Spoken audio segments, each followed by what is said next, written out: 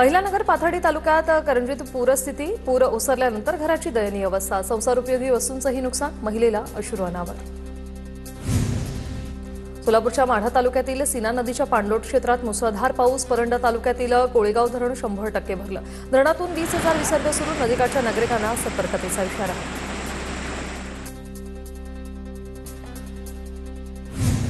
अमरावती जिल्ह्यातील भातकुली तालुक्यात ढगफुटी सदृश पाऊस। साहूर जिल्हा परिषद शाळेच्या वर्गामध्ये शिरलं पाणी। शाळेतील शैक्षणिक साहित्याचं मोठं नुकसान। अतिवृष्टीमुळे यवतमाळच्या उमरखेड, महागाव, पुसद तालुक्यात पिकांचं मोठं नुकसान। तातडीने नुकसान भरपाई देण्याची शेतकऱ्यांची मागणी। जळगावातील पाचोरा तालुक्यातील शिंदाड गावात ढगफुटी सदृश पाऊस। पावसामुळे 100 पेक्षा अधिक जनावरांचा मृत्यू झाल्याची माहिती। पुराच्या पाण्यामुळे शिंदाड गावात पशुधनाचं मोठं नुकसान। वर्ध्याच्या आनंदवाडी शिवारात नाल्याच्या पाण्यात 60 वर्षीय व्यक्ती वाहून गेली। पती आणि पत्नी मूल पार करत असताना पाण्याचा अंदाज न आल्याने वाहून गेले। वाहत असताना झाडाच्या फांदीचा आधार मिळाल्याने महिला अगदी थोडक्यात बचावली।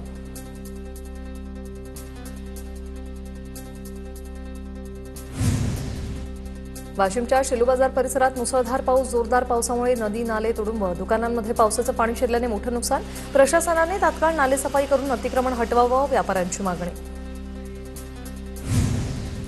जळगावच्या पाचोरा तालुक्यात वाडी शिवाळे गावात अतिवृष्टीमुळे इंद्रायणी नदीला मोठा पूर। पुराच्या पाण्याने गावाचा पुलावरील रस्ता अक्षरशः अर्धा वाहून गेला। गोंदिया जिल्ह्यातील काही भागात दुपारी पावसाची हजेरी। धानाला आवश्यक असणारा मध्यम स्वरूपाचा पाऊस झाल्यानं शेतकऱ्यांमध्ये समाधान। तहसीलदारांचं पथक पाहणी करण्यासाठी उशिरा आल्याने शेतकरी बांधव आक्रमक।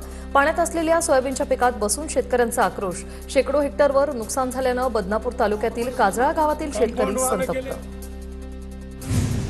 बीडच्या आष्टीतील कडामध्ये पूरस्थिती। एनडीआरएफ टीमकडून कडा शहराची पाहणी। छोट्या मोठ्या व्यापाऱ्यांचं मोठं नुकसान, तर सर्व पंचनामे करून तात्काळ मदत देण्याची मागणी। बीडच्या आष्टीतील ढगफुटीमुळे शेतकऱ्यांसह विद्यार्थ्यांच्या डोळ्यात अश्रू। घराची पडझड झाल्यानं नागरिकांना अश्रू अनावर। सरपंच प्रल्हाद मुळीक यांच्याकडून पंचनामे करण्याची मागणी। जालन्याच्या वडीकोत्री मंडळामध्ये सोमवारी पुन्हा एकदा रात्रभर ढगफुटी सदृश पाऊस। जोरदार पाऊस कोसळल्यानं शेती पिकांमध्ये पाणीच पाणी। परभणीत गेल्या 4 दिवसांपासून मुसळधार पाऊस। अनेक ठिकाणी अद्यापही सोयाबीन पिकात पाणी साचल्यानं पिकं कुजली।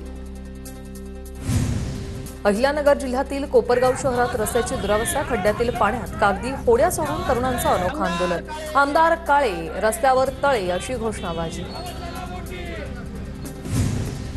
हिंगोलीत मागील काही दिवसांपासून कोसळत असलेल्या पावसानं शेतीपिकाचं नुकसान। पावसामुळे सोयाबीन, कापूस, हळद ही पिकं पाण्याखाली। शेतात पाणी साचल्यानं हळद सडू लागली। वाशिमच्या शिरपूरमध्ये नाल्याला आलेल्या पुरात तरुण वाहून गेल्याची घटना। गावात परिसरात हळहळ व्यक्त। दुर्घटनास्थळापासून जवळपास 50 फुटांवर तरुणाचा मृतदेह मिळाला। करमाळा तालुक्यातील खडकीतील सीना नदीला आलेल्या पुरानं घरात पाणी शिरलं। संपूर्ण घरात चिखल। शेतकरी भाऊसाहेब लोखंडे यांच्या शेतातील 1 एकर ऊस मातीसह वाहून गेला। करमाळा तालुक्यातील कोर्टी आणि सीना नदीला पूर आलेल्या भागाची तहसीलदार शिल्पा ठोकरेंकडून पाहणी। नुकसान झालेल्या भागातील पिकांचं आणि घरांचं पंचनामे करायला सूचना दिल्या। अहिल्यानगरच्या राहुरीमध्ये मुसळधार पावसामुळे शेतकऱ्याचं नुकसान। सोयाबीन, कापूस आणि कांद्याची पिकं पाण्याखाली। शेतात पाणी साचल्याचा व्हिडिओ व्हायरल। नुकसान भरपाई देण्याची शेतकऱ्यांची मागणी। बुलढाण्याच्या सिंदखेड राजा तालुक्यात ढगफुटी सदृश पाऊस। शेतात पाणी साचल्याने शेतीसह पिकांचंही नुकसान। ओला दुष्काळ जाहीर करण्याची मागणी। जळगावच्या पाचोऱ्यातील जोरदार पावसामुळे हिवरा मध्यम प्रकल्प 100% भरला। हिवरा नदी दुथडी भरून वाहत असल्याने 10 ते 12 गावांचा पाण्याचा प्रश्न मिटलाय। नांदेडच्या विष्णुपुरी धरणाच्या प्रकल्प क्षेत्रात जोरदार पाऊस। विष्णुपुरी प्रकल्पाचे 12 दरवाजे उघडले। गोदावरी नदीपात्रात 1,20,000 क्युसेकनं विसर्ग सुरू। परभणीच्या सेलू तालुक्यातील निम्न दुधना प्रकल्पाचे 14 दरवाजे उघडले। दुधना नदीपात्रात पाण्याचा विसर्ग। नदीकाठच्या गावांना सतर्कतेचा इशारा। बुलढाण्यातील खडकपूर्णा प्रकल्प 100% भरला। प्रकल्पाचे 19 दरवाजे 50 सेंटीमीटरने उघडले। प्रकल्पातून पाण्याचा मोठा विसर्ग सुरू, तर नदीकाठच्या गावांना सतर्कतेचा इशारा। बीडमध्ये दमदार पावसामुळे पाटोदा तालुक्यातील उखंडा तलाव पूर्ण क्षमतेने भरला। पाटोदा तालुक्यातील 3 नद्यांना पूर आल्यानंतर उखंडा तलाव ओव्हरफ्लो। मराठवाड्यातील रखडलेले महादेव कोळी जातीचं प्रमाणपत्र देण्याच्या मागणीसाठी लातूरमध्ये रास्ता रोको. हैदराबाद गॅझेट कोळी समाजाला लागू करा. नोंदीप्रमाणे महादेव कोळी समाजाची जात प्रमाणपत्र द्या. आंदोलकांची मागणी.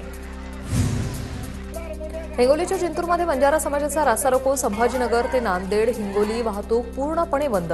महिलांचाही मोर्चामध्ये मोठ्या संख्येने सहभाग. धडगाव शहरात सर्व राजकीय नेत्यांच्या उपस्थितीत आदिवासी समाजाचा एल्गार मोर्चा. आदिवासी समाजात धनकर आणि बंजारा समाजाच्या घुसखोरी विरोधात आदिवासी संघटना आक्रमक.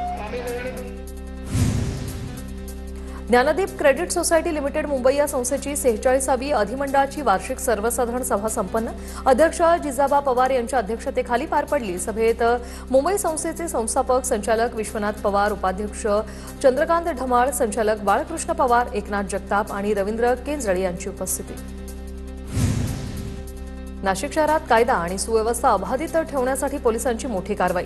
शहरातून 11 सराईत गुन्हेगारांना 2 वर्षांसाठी केलं तडीपार. आगामी सण उत्सव महानगरपालिका निवडणुका शांततेत पार पाडण्यासाठी पोलीस उपायुक्तांचे हे आदेश. मराठवाड्यातील 1,25,000 लाडक्या बहिणींचा लाभ थांबवण्याची शिफारस. 65 वर्षांवरील महिलांकडूनही योजनेचा लाभ घेतल्याचं उघड. अंगणवाडी सेविकांच्या सर्वेक्षणातून माहिती समोर. तर एकाच कुटुंबातील एकापेक्षा अधिक महिला योजनेच्या लाभार्थी. घरात गाडी असल्याचं कारण देत चिपळूणमधील मोलमजुरी करणाऱ्या महिलेचा लाडकी बहीण योजनेतून अर्ज बाद. ज्यांना गरज आहे त्यांना मदत द्या. आमची एक वेळ पोट भरण्याची कसरत असताना गाडी कुठून आणू? महिलेचा संतप्त सवाल. ठाण्याच्या कोळसेवाडी पोलीस ठाण्यातील राड्याप्रकरणी गणपत गायकवाड, निलेश शिंदेंसह इतर तिघांची निर्दोष मुक्तता. पुराव्यांअभावी कल्याण न्यायालयाकडून आरोपींची निर्दोष मुक्तता. गोळीबार प्रकरणी मात्र गणपत गायकवाडांचा मुक्काम कारागृहातच. चंद्रपूरच्या चिमूरमधील आमदार बंटी भांगडिया यांनी कार्यकर्त्यांसाठी स्वतः स्वयंपाक बनवला. माझ्या कार्यालयातील कर्मचारी माझ्या कुटुंबातील सदस्य. बंटी भांगडिया यांची प्रतिक्रिया. आगामी निवडणुकीच्या पार्श्वभूमीवर नांदेडमध्ये काँग्रेसचा कार्यकर्ता मेळावा. ज्येष्ठ नेते शिवाजीराव मोघे, खासदार रवींद्र चव्हाण, जिल्हाध्यक्ष राजेश पावडे आदींची उपस्थिती. आगामी निवडणुकीत काँग्रेसचा झेंडा फडकवण्याचा निर्धार. साताऱ्यात होणाऱ्या 99व्या अखिल भारतीय मराठी साहित्य संमेलनाध्यक्ष वादाच्या भोवऱ्यात. तर विश्वास पाटलांच्या निवडीचा वंचित बहुजन आघाडीकडून विरोध. विश्वास पाटील यांनी जातीय भूमिका घेतल्याचा आरोप. कल्याण पूर्वेत जागेच्या वादात आता मनसेची उडी. कल्याण कोळसेवाडीतील ओम सीता निवास इमारतीमध्ये राहणाऱ्या सांगळे आणि दुबे कुटुंबियांच्या जागेचा वाद. दरम्यान 9 दिवसांपासून पालिकेच्या मुख्यालयासमोर तक्रार करण्यासाठी दुबे कुटुंबियांचं उपोषण. नाशिकच्या उमराणेमध्ये कांदा उत्पादक शेतकऱ्यांचा रास्ता रोको. कांदा बाजारभावात झालेल्या घसरणीच्या निषेधार्थ शेतकऱ्यांनी लिलाव बंद पाडला. कांद्याचे दर घसरल्याने शेतकऱ्यांमध्ये तीव्र नाराजी. सांगली जिल्हा मध्यवर्ती बँकेविरोधात कर्मचाऱ्यांचं आंदोलन. बँकेने चुकीच्या पद्धतीने कारवाई करत सेवेतून बडतर्फ केल्याचा आरोप. कुटुंबासहित ज्ञानेश्वर गवळींचं बेमुदत आमरण उपोषण सुरू. बुलढाण्यात लहुजी शक्ती सेनेचं महिलांसह आमरण उपोषण. मेहकर तालुक्यातील कळमेश्वरमधील काही युवकांना काही दिवसांपूर्वी मारहाण झाल्यानंतर मारहाण करणाऱ्या आरोपींवर अॅट्रॉसिटीनुसार गुन्हा दाखल करण्याची मागणी.